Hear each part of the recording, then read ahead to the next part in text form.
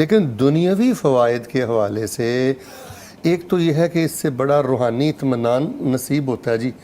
سکون کے لیے بندہ مارے مارے پھرتا ہے, اطمینان کے لیے مارے مارے پھرتا ہے. تو جب اپنے سچے الہ کے سامنے انسان عجز کرتے ہوئے رکوع و سجود کرتا ہے, نماز پڑھتا ہے, تو اس کو ایک روحانی فرحت محسوس ہوتی ہے, اور یہ لاکھوں سے بھی نہیں بندہ خرید سکتا.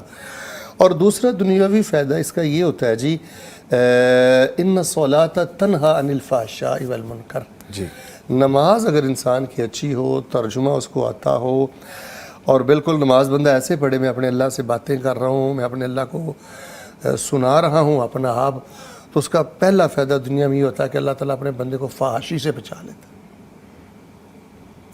منکر گندے برے کاموں سے بچا لیتا ہے. معاف کیجئے گا, میں ہر بے نماز کو تو نہیں کہتا, لیکن 90% آپ یاد رکھیے جو بے نماز ہوگا نا جی, اس کی زندگی میں پرلے درجے کے خطرناک گناہ بھی ہوں گے. بے نمازی, بے نماز.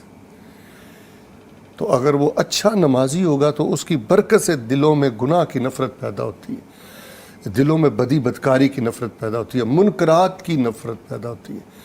اللہ تبارک و تعالیٰ اس کو نماز کی برکت سے بڑھا. تو مجھے بتائیے اس وقت یہ فحاشی, یہ عریانی اور یہ بے روی کتنا بڑا ناسور ہے ہمارے معاشرے کا.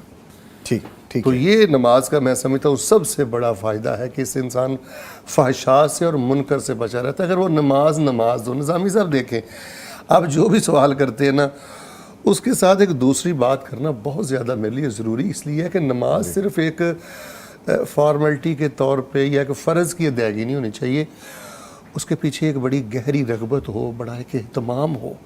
جیسے ایک بگھوڑا غلام اپنے اللہ کی بارگاہ میں آتا ہے اور آ کر عجز نیازی کرتا ہے, تو اس سے اللہ جو نور عطا کرتا ہے نا جی, وہ الفاظ میں تھوڑا بیان ہو سکتا ہے. یقیناً نہیں ہو سکتا, یقین.